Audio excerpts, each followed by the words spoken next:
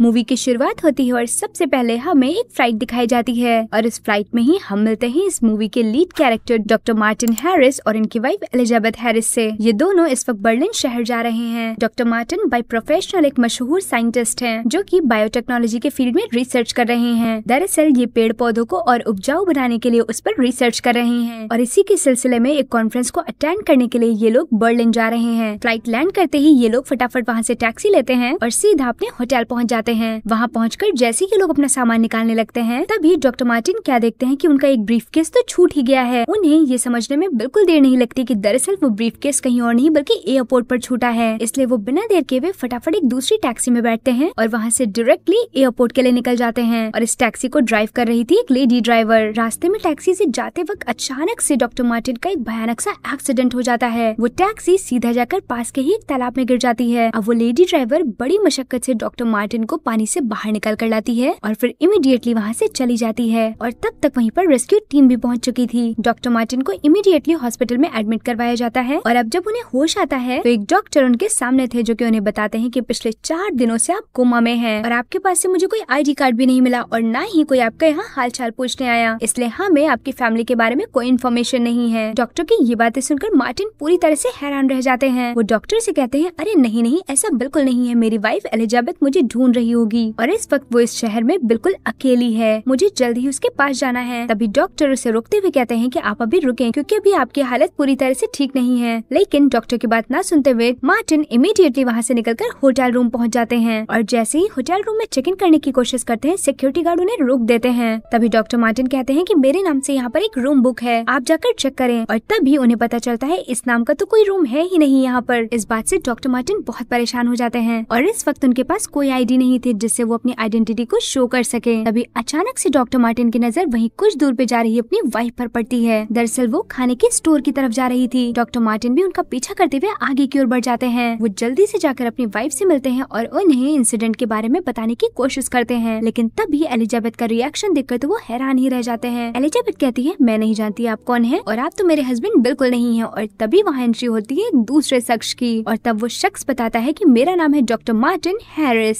और वो एलिजाबेथ को अपनी वाइफ बताता है। ये सुनकर मार्टिन के तो होश ही उड़ जाते हैं। मार्टिन हैरानी से उस आदमी से अपनी आइडेंटिटी दिखाने के लिए कहते हैं और वो झट से उनके सामने अपनी आइडेंटिटी को दिखा देता है। ये देखकर मार्टिन के पैरों तले से जमीन खिसक जाती है। वो सोच में पड़ जाते हैं कि आखिर इन 4 दिनों में ऐसा क्या बदल गया जिसकी वजह से मेरी अपनी ही पत्नी मुझे पहचानने से इनकार कर रही है। अब कोई आईडी प्रूफ न होने के कारण security guard doctor Martin Harris को वहाँ से बाहर निकाल देती है। इस वक्त मार्टिन का कोई ठिकाना नहीं था, इसलिए वो वहाँ से निकलकर उसी डॉक्टर के पास आने लगते हैं जिसने उनका ट्रीटमेंट किया था। लेकिन रास्ते में आते वक्त उनके दिमाग में ये चलता है कि कहीं उनकी पत्नी कोई प्रॉब्लम में तो नहीं है जिसके कारण उसे उस नकली मार्टिन के सामने झूठ बोलना पड़ रहा है। ऐसा ख्याल आते ही वो इमीडिएटली गाड़ी से उतरते हैं और वापस लौट जाते हैं और होटल पहुंचकर अकेले में अपनी पत्नी से मिलने की कोशिश करते हैं। और तभी उनकी नजर सामने बैठी एलिजाबेथ पर पड़ती है जिसके साथ वही नकली हैरिस बैठा हुआ था और वो दोनों बहुत हंस कर बातें कर रहे थे। अपनी पत्नी को उस बहरूपिये के साथ इतना खुश देखकर डॉक्टर मार्टिन बहुत ज्यादा परेशान हो जाते हैं। अब वो निराश होकर वहाँ से वापस लौट आते हैं। मार्टिन जल्दी से पोलिंग बूथ पर जाते हैं और वहाँ अपने प्रोफेसर को कॉल करके उनसे मदद मांगने की कोशिश करते हैं और उन्हें इस घटना के बारे में सब कुछ बताते हैं। तभी मार्टिन क्या नोटिस करते हैं कि एक आदमी उनका बहुत टाइम से पीछा कर रहा है। पोलिंग बूथ से निकलते ही वो क्या नोटिस करते हैं कि वो आदमी अभी भी उनका पीछा कर रहा है, जिस कारणवश वो फटाफट वहाँ से भागकर मेट्रो के अंदर पहुँच जाते हैं। वहीं बैठे बैठे मार्टिन को आज की तारीख याद आती है और उन्हें ये भी याद आता है कि आज तो उनकी मीटिंग है। वो इस बात को भूले नहीं, इसलिए वो झट से इस चीज को अपनी डायरी में नोट कर लेते हैं और फिर जैसे ही वहाँ से बाहर निकलते हैं तो उन्हें एक बार फिर से वही टैक्सी नजर आती है जिस टैक्सी में वो सबसे पहली बार वहाँ से बैठकर निकले थे। वो जल्दी से उस टैक्सी का पीछा करते हुए उसी लेडी ड्राइवर तक पहुँच जाते हैं और उसके पास पहुँचते ही अपनी जान बचाने के लिए सबसे पहले उसे थैंक यू कहते हैं। वो उस लड़की से बार बार ये पूछने की कोशिश करते हैं कि आखिर उस दिन क्या हुआ था, लेकिन वो मार्टिन को देखकर ऐसे रिएक्ट कर रही थी जैसे वो उन्हें जानती ही ना हो। कहीं न कहीं वो मार्टिन को इस बारे में कुछ भी बताना नहीं चाहती थी। मार्टिन उसे अपनी प्रॉब्लम बताते हुए कहते हैं कि मैं 4 दिन तक कोमा में था, इसलिए मुझे कुछ ठीक से याद भी नहीं है और इस वक्त मेरा सच्चाई से रूबरू होना बहुत ज्यादा जरूरी है। उस लेडी के कुछ न बताने के कारण मार्टिन वहाँ से निकलकर सीधा अपनी मीटिंग वाली जगह पर आ जाते हैं जहाँ पर आज उनकी मीटिंग प्रोफेसर लियो से थी। डॉक्टर मार्टिन मीटिंग के लिए जैसे ही अंदर पहुँचते हैं वो ये देखकर हैरान ही रह जाते हैं कि ऑलरेडी वहाँ पर वही बहरूपिया मार्टिन मौजूद है और वो इस वक्त प्रोफेसर लियो के साथ मीटिंग कर रहा है। डॉक्टर मार्टिन उसे अपनी जगह पर देखकर पूरी तरह से भड़क जाते हैं और इस पर चिल्लाते हुए कहते हैं कि आखिर तुम मेरे साथ ये सब कुछ क्यों कर रहे हो, आखिर तुम हो कौन। डॉक्टर मार्टिन प्रोफेसर लियो को ये यकीन दिलाने की कोशिश करते हैं कि मैं असली डॉक्टर मार्टिन हूँ, और वो अब तक की हुई उन दोनों के बीच की कॉन्वर्सेशन के बारे में सारी बातें भी बताते हैं। लेकिन सोचने वाली बात तो ये थी कि प्रोफेसर लियो के साथ बैठा मार्टिन, उससे भी यही सारी कॉन्वर्सेशन एग्जैक्टली पता थी, और प्रोफेसर ने अब तक की अपनी लाइफ में कभी भी डॉक्टर मार्टिन को सामने से नहीं देखा था और ना ही उनसे मिले थे, क्योंकि उनकी तो हमेशा उनसे कॉल पर ही बात हुई थी। इसलिए वो भी इस चीज में नाकामयाब रहते हैं कि असली मार्टिन आखिर है कौन। और बाजी तो तब पूरी तरह से पलट जाती है जब प्रोफेसर लियो के साथ बैठा मार्टिन अपना ड्राइविंग लाइसेंस और अपना आईडी प्रूफ दिखाता है, यहाँ तक कि एलिजाबेथ के साथ अपनी तस्वीरों को भी दिखाता है। और प्रोफेसर के सामने इस वक्त इतने सारे प्रूफ थे, तो जाहिर बात थी कि यकीन उसी पर जाता। प्रोफेसर पुलिस को बुलवाते हैं और डॉक्टर मार्टिन को वहाँ से बाहर निकलवा देते हैं। पुलिस वालों को लगता है कि शायद इस वक्त इन्हें ट्रीटमेंट की जरूरत है, इसलिए वो उन्हें उनके ही डॉक्टर के पास छोड़ देते हैं। डॉक्टर मार्टिन के सामने इतनी अजीब सिचुएशंस आते ही वो पूरी तरह से कंफ्यूज हो जाते हैं। इवन उन्हें तो बहुत सारे हेलुसिनेशंस भी होने लगते हैं। वो इन सब चीजों के चलते खुद को ही जिम्मेदार मानने लगते हैं, और इनके दिमाग में तो ये भी चलता है कि शायद एक्सीडेंट होने की वजह से उनका दिमाग फिर गया है। ये सब कुछ सोचते हुए डॉक्टर मार्टिन की आंख लग जाती है, और तभी वहाँ पर वही आदमी आता है जो कि लगातार उनका पीछा कर रहा था। वो डॉक्टर मार्टिन की ग्लूकोज बॉटल में पॉइजन इंजेक्ट कर देता है, और उससे ऐसा करते हुए नर्स देख लेती है, जिसकी वजह से वो बहरूपिया इमीडिएटली नर्स को मार देता है। और तब तक डॉक्टर मार्टिन उठ चुके थे, और मौका पाते ही वो वहाँ से भाग निकलते हैं। डॉक्टर मार्टिन वहाँ से तो भाग निकलते हैं, लेकिन अब वो कहाँ जाए उन्हें कुछ नहीं पता था। तभी वो अपने पॉकेट से कार्ड निकालते हैं, और उन्हें याद आता है कि ये कार्ड उन्हें नर्स ने दिया था, जिसमें एक आदमी का नंबर था, क्योंकि नर्स ने डॉक्टर मार्टिन को बताया था कि अगर आप इनके पास जाएंगे तो ये आदमी आपकी मदद जरूर करेगा। इसलिए एक छोटी सी होप लेकर वो उनके पास पहुँच जाते हैं। वहाँ पहुँचते ही उन्हें एक आदमी मिलता है जिसका नाम स्मिथ था। दरअसल वो मिलिट्री फोर्सेस के लिए काम किया करता था। डॉक्टर मार्टिन उनके सामने पहुँचते ही अपनी सारी सिचुएशंस को बयां कर देते हैं, और ऐसा करते वक्त वो काफी ज्यादा इमोशनल भी हो जाते हैं। उनकी बातों में सच्चाई देखकर स्मिथ भी उनकी मदद के लिए तैयार हो जाता है। स्मिथ डॉक्टर मार्टिन को बिठाकर कहता है कि मुझे ऐसा लगता है कि अगर कोई तुम्हारी जगह लेना चाहता है तो आखिर क्यों? सबसे पहले जरूरत है तो इस सवाल को ढूंढने का। डॉक्टर मार्टिन स्मिथ को बताते हैं कि मैं भी ये सब कुछ देखकर पूरी तरह से हैरान हूँ, क्योंकि मेरे बारे में एक एक चीज की डिटेलिंग उस बहरूपिया के पास है, जिसे देखकर जाहिर है कि ये प्लानिंग एक दिन की नहीं बल्कि सालों की प्लानिंग है।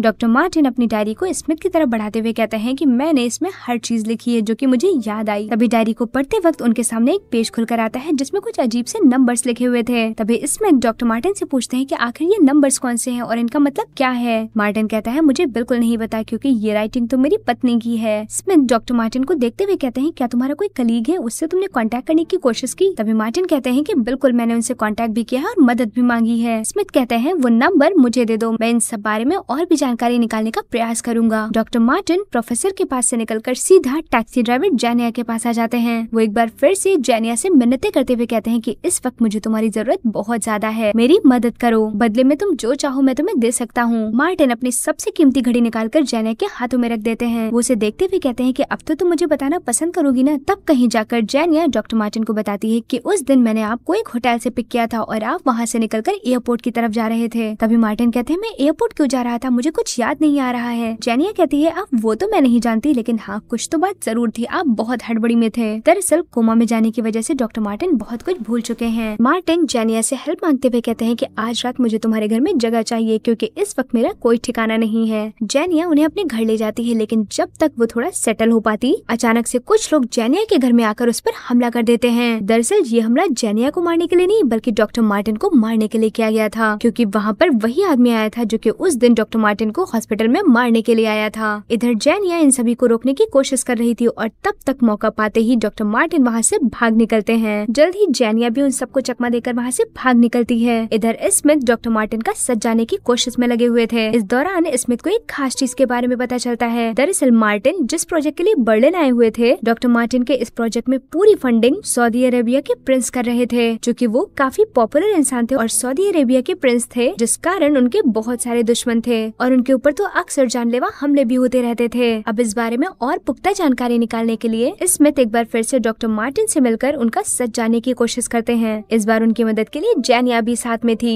स्मिथ के प्रिंस के बारे में पूछने पर डॉक्टर मार्टिन उन्हें बताते हैं कि जिस प्रोजेक्ट पे हम लोग काम कर रहे हैं, दरअसल इसमें प्रोफेसर लियो भी शामिल हैं। दरअसल प्रोफेसर लियो एक स्पेशल टाइप की खेती करना चाहते हैं, जिससे कि पैदावार इतनी हो कि उस दुनिया की भूखमरी पूरी तरह से खत्म हो जाए। और कहीं न कहीं प्रिंस को भी ये आइडिया बहुत पसंद आया, और इसीलिए वो प्रिंस हमारी मदद के खातिर इस प्रोजेक्ट में पूरी पूरी की पूरी फंडिंग कर रहे हैं। डॉक्टर मार्टिन ये भी बताते हैं कि प्रिंस एक बहुत ही डाउन टू अर्थ इंसान है। उन्हें पता है एक दिन ये सारी टेक्नोलॉजीज इस दुनिया पर रिवर्ट बैक करेंगी और तब हमारे साथ सिर्फ एग्रीकल्चर होगा। डॉक्टर मार्टिन कहते हैं कि प्रिंस ने बहुत सारी चीजों को मद्देनजर रखते हुए और हेल्थ इश्यूज को दूर करने के लिए इस प्रोजेक्ट में फंडिंग करना शुरू किया ताकि ये प्रोजेक्ट किसी भी हाल में सक्सेसफुल हो सके, क्योंकि हम सभी को पता है कि आगे आने वाले समय में कृषि ही हमारा आधार बनने वाला है। लेकिन कुछ लोग इस बात के बिल्कुल खिलाफ थे, जिसके विरोध के कारण ही कई बार प्रिंस पर हमले भी हुए हैं। डॉक्टर मार्टिन ये भी बताते हैं कि आज ही रात को प्रोफेसर लियो की स्पीच से पहले प्रिंस उस कॉकटेल पार्टी में आने वाले हैं। अब स्मिथ को कहीं न कहीं पूरा खेल समझ में आ रहा था। वो मार्टिन से कहते हैं कि मुझे पता है कि इस जगह पर प्रिंस को मारना बहुत ही आसान है, क्योंकि यहाँ पर सीमित लोग हैं, और तब तो और भी आसान है जब तुम्हारा बहरूपिया आसपास ही घूम रहा हो। स्मिथ जल्दी से डॉक्टर मार्टिन की वही डायरी उठाते हैं जिसमें उसकी पत्नी ने कुछ नंबर्स लिखे हुए थे। दरअसल ये नंबर्स नहीं बल्कि कोड थे, और जल्द ही अपना दिमाग लगाकर स्मिथ बड़ी आसानी से उन नंबर्स को सॉल्व कर लेता है। दरअसल ये नंबर्स कुछ और नहीं बल्कि एक बुक का नाम थे। इधर डॉक्टर मार्टिन अपनी वाइफ का पीछा करते हुए जेनिया के साथ उस जगह पर आ पहुँचते हैं जहाँ उनकी पत्नी आई हुई थी। वो एलिजाबेथ से मिलकर उससे कहते हैं कि मुझे पता है तुम ये सब कुछ ड्रामा कर रही हो, कुछ न कुछ तो खेल तुम्हारे दिमाग में जरूर चल रहा है, आखिर सच क्या है मुझे बताओ। तभी डॉक्टर मार्टिन एलिजाबेथ से कहते हैं कि तुम्हें अभी के अभी मेरे साथ चलना होगा। एलिजाबेथ मार्टिन की आंखों में देखकर कहती है कि अगर हमने ऐसा किया तो वो लोग हमें मार देंगे।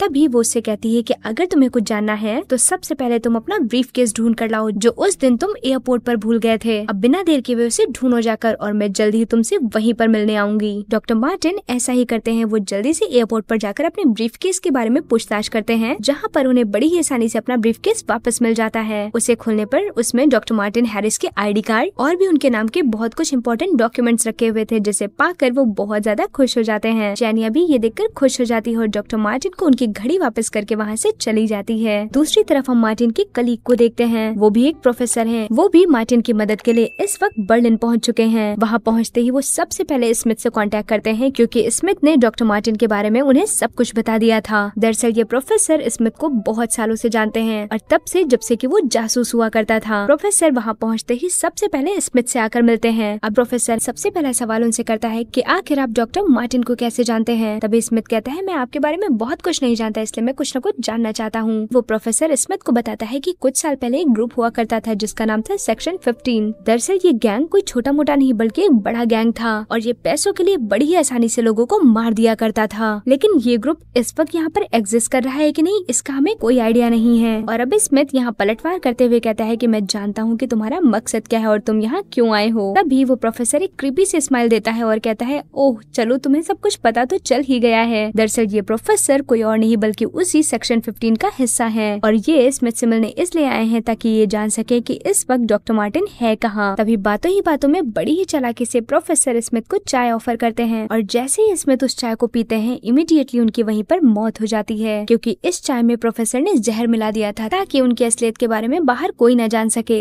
अब वो प्रोफेसर वहाँ से निकलकर सीधा डॉक्टर मार्टिन से मिलने के लिए आते हैं, और इससे मिलते ही कहते हैं कि मैं तो तुम्हें यहाँ लेने के लिए आया हूँ, तुम मेरे साथ वापस चलो। तभी पीछे से एक आदमी वहाँ पर आता है और डॉक्टर मार्टिन को इलेक्ट्रिक शॉक देकर वहीं बेहोश कर देता है। वहीं कुछ दूरी पर खड़ी जेनिया ये सब कुछ अपनी आंखों से देख रही थी। डॉक्टर मार्टिन के बेहोश होते ही प्रोफेसर उसे एक गाड़ी में बिठाता है और वहाँ से लेकर निकल जाता है। जेनिया को कुछ ठीक नहीं लग रहा था, इसलिए जल्दी वो उस गाड़ी का पीछा करने लगती है। जब डॉक्टर मार्टिन को होश आता है तो वो प्रोफेसर को अपने सामने पाते हैं। डॉक्टर मार्टिन प्रोफेसर पर गुस्सा करते हुए कहते हैं कि आप मेरी यहाँ जान बचाने आए हैं या फिर मेरी जान लेने। उसकी ये बात सुनकर वो प्रोफेसर उससे कहता है क्या तुम्हें सच में ऐसा लगता है कि तुम हो असली डॉक्टर मार्टिन। इस पर वो कहता है हाँ मैं असली हूँ, और जो नकली डॉक्टर मार्टिन है वो मेरी पत्नी के साथ इस वक्त रह रहा है, वो एक बहरूपिया है। प्रोफेसर हंसते हुए कहता है कि मैं तुम्हारे बारे में सब कुछ जान चुका हूँ। वो कहते हैं ये जो तुमने डॉक्टर मार्टिन की आईडी क्रिएट की है ये सब कुछ एक छलावा है, दरअसल तुम तो प्रिंस को मारना चाहते हो। इस पर मार्टिन नामे लगातार सर हिलाते हुए उनसे इस बात के लिए इनकार करता है, और तभी वो प्रोफेसर बात को आगे बढ़ाते हुए कहते हैं कि जो आदमी इस वक्त तुम्हारी वाइफ के साथ रह रहा है वो भी तुम्हारी ग्रुप का एक हिस्सा है। दरअसल ये आदमी जो कि इस वक्त प्रोफेसर के सामने खड़ा हुआ है, जो कि डॉक्टर मार्टिन के आइडेंटिटी लेकर घूम रहा है, इस आदमी ने सऊदी अरेबिया के प्रिंस को मारने के लिए पूरा प्लान बनाया था, लेकिन प्लान को एग्जीक्यूट करने से पहले ही इसका एक्सीडेंट हो जाता है। लगातार 4 दिन कोमा में रहने की वजह से ये अपना असली मकसद भूल चुका है। तभी प्रोफेसर उसे बताता है कि मैं जानता हूँ कि स्मिथ को कहीं न कहीं इन सारी चीजों के बारे में पता चल रहा था और जल्द ही वो तुम तक पहुँच जाता, लेकिन तुम्हें परेशान होने की जरूरत नहीं है क्योंकि इस वक्त मैंने स्मिथ को ऊपर पहुँचा दिया है। दरअसल ये प्रोफेसर और डॉक्टर मार्टिन और वो बहरूपिया ये सभी इसी सेक्शन 15 का हिस्सा है। और इन सभी की टीम मिलकर प्रिंस को मारना चाहती है। तभी प्रोफेसर डॉक्टर मार्टिन को घुटनों पर बैठाकर हंसते हुए कहता है कि लेकिन अब तो तुम मेरे किसी काम के नहीं बचे, क्योंकि जो काम मैंने तुम्हें यहाँ करने के लिए भेजा था वो तो तुम भूल ही चुके हो। और वो जैसे ही उसे मारने वाला होता है तब तक वहाँ पर जेनिया आ जाती है। इससे पहले कि वो प्रोफेसर मार्टिन को मार पाता, जेनिया उसे घायल कर देती है। लेकिन प्रोफेसर की ये सारी बातें मार्टिन के दिमाग में अभी भी घूम रही थी। वो एक बार फिर से अपनी ब्रीफकेस को खोलता है और उसे बहुत अच्छे से चेक करता है, जिससे उसे अपनी ही शक्ल में कई बदले हुए आईडीज मिलते हैं और सारे आईडीज अलग अलग नाम के थे। अब कहीं न कहीं उससे प्रोफेसर की बातें समझ आ चुकी थी कि सच में वो कोई नॉर्मल इंसान नहीं बल्कि वो एक हत्यारा है। वो एक मर्डरर है जो कि सेक्शन 15 में रहकर लोगों को मारा करता था। और अब यहीं से कहीं न कहीं उसकी मेमोरी बैक जाने लगती है, जहाँ पर उसे ये भी याद आता है कि 3 महीने पहले ही वो अपनी पत्नी के साथ यहाँ पर आया था, पत्नी यानी एलिजाबेथ के साथ, और उस दिन भी एक कॉकटेल पार्टी थी। उसे तो ये भी याद आता है कि उसने आज के दिन के लिए वहाँ पर एक बॉम्ब प्लान करके रखा है, ताकि वहाँ पर जितने भी बड़े बड़े डॉक्टर्स और प्रोफेसर्स आ रहे हैं, यहाँ तक कि प्रिंस को भी, ये सभी मिलकर उस बॉम्ब से उड़ा देना चाहते हैं। अब वो बिना देर के वे जल्दी से उसी होटल में पहुँच जाता है जहाँ आज कॉकटेल पार्टी होने वाली थी। वहाँ पहुँचते एक बार फिर से सिक्योरिटी गार्ड उसे पकड़ लेते हैं, जहाँ पर वो सभी को बताता है कि 3 महीने पहले मैंने इसी होटल में बॉम्ब प्लान किया हुआ है, क्योंकि मैं आज की पार्टी में आने वाले लोगों को मारना चाहता था। उसके ऐसा बोलते ही सभी उसे पागल समझ रहे थे। तभी वो कहता है अगर आपको यकीन नहीं है तो आप सीसीटीवी कैमरा चेक कर सकते हैं, और फुटेज को चेक करते ही उसकी असलियत सामने आ जाती है, जहाँ पर हम ये देखते हैं कि वो असलियत में बॉम्ब प्लान कर रहा है, वो भी एलिजाबेथ के साथ मिलकर। वहीं दूसरी तरफ हम एलिजाबेथ को देखते हैं जो कि बड़ी ही चालाकी से प्रोफेसर लियो के सारे डेटा को अपने पीडी में कॉपी कर लेती है, और वो जल्द ही प्रिंस और प्रोफेसर को मारने के लिए उस बॉम्ब को भी एक्टिवेट कर देती है। जो उस दिन स्मिथ ने डायरी में नंबर्स देखे थे यानी कि कोड, दरअसल वो कुछ और नहीं बल्कि इस बॉम्ब को एक्टिवेट करने का पासवर्ड था। और इधर मार्टिन को सब कुछ याद आ चुका था। उसे ये याद आ चुका था कि उनका मकसद प्रिंस को मारना नहीं बल्कि उनका मकसद तो प्रोफेसर लियो को मारना था, ताकि उन्हें मारकर उनके पूरे डेटा को चुराया जा सके और उनके प्रोजेक्ट को जगह जगह पर बेचकर बहुत सारे पैसे कमाए जा सके। यही था इन सभी का असली प्लान। तभी होटल रूम में एक अनाउंसमेंट किया जाता है कि यहाँ पर बॉम्ब है और आप सब जल्द से जल्द वहाँ से बाहर निकल जाएं। ऐसा सुनकर सभी लोग वहाँ से भागने लगते हैं। इधर जैसे ही एलिजाबेथ अनाउंसमेंट सुनती है, वो झट से ऊपर की ओर जाने लगती है बॉम्ब को डीएक्टिवेट करने के लिए, क्योंकि अगर बॉम्ब ब्लास्ट हो गया और इंक्वायरी बैठी तो उसका भी नाम सामने आ जाएगा और वो भी मार्टिन के साथ जेल जा सकती है। इसलिए वो किसी भी तरह से बॉम्ब को डीएक्टिवेट कर देना चाहती थी। उधर वो नकली मार्टिन हैरिस वो प्रोफेसर लियो को मारने के लिए अंदर आ जाता है, और इससे पहले कि वो उन्हें मार पाता, वहाँ पर आ जाता है असली डॉक्टर मार्टिन। वो उससे प्रोफेसर लियो को मारने से रोकता है, क्योंकि उससे इस वक्त अपनी गलती का एहसास हो चुका था। अब इन दोनों मार्टिन्स के बीच में भयंकर लड़ाई शुरू हो जाती है, और इधर बॉम्ब को डीएक्टिवेट कर बॉम्ब ब्लास्ट हो जाता है, जिसमें एलिजाबेथ की डेथ हो जाती है। दूसरी तरफ असली डॉक्टर मार्टिन नकली मार्टिन को मार देता है, और एट द एंड हम ये देखते हैं कि प्रोफेसर लियो आज मार्टिन की वजह से जिंदा बच गए, जिसके कारण दुनिया को एक नया विकास मिल सका। प्रोफेसर लियो स्पीच देते हुए पूरी दुनिया के सामने ये ऐलान करते हैं कि उन्होंने एक ऐसी फसल का निर्माण किया है जो कि दुनिया के किसी भी कोने में उगाई जा सकती है, वो भी बड़ी ही आसानी से, जिसकी लागत बहुत ही कम होगी। प्रोफेसर लियो पास में ही बैठे प्रिंस को भी इन सारी चीजों के लिए धन्यवाद देते हैं, और पूरी दुनिया के लोगों से ये वादा करते हैं कि आने वाले समय में हम ऐसी पैदावार करेंगे कि कोई भी भूखा नहीं मरेगा। और इधर हम असली डॉक्टर मार्टिन को देखते हैं, जिसे अब तक ये नहीं पता चल पाया है कि आखिर असल में वो है कौन और उसकी आइडेंटिटी क्या है, लेकिन उसकी असली पहचान उसके बदलाव से है। वो बुरे रास्ते को छोड़कर अच्छे रास्ते पर आगे बढ़ चला है। तभी जेनिया डॉक्टर मार्टिन को एक नए नाम की आईडी देती है और उन्हें अपने साथ चलने के लिए कहती है, और अब वो पूरी तरह से आजाद थे एक नई जिंदगी को जीने के लिए। और इसी के साथ ये मूवी यहीं पर एंड हो जाती है। सो फ्रेंड्स, आपको ये मूवी कैसी लगी हमें ये कमेंट सेक्शन में जरूर बताएं, और अगर आप हमारे चैनल पे नए हैं तो हमारे चैनल को जरूर सब्सक्राइब करें, हमारी वीडियो को लाइक करें, शेयर करें और सब्सक्राइब करना तो बिल्कुल ना भूलें। Thank you for watching the video.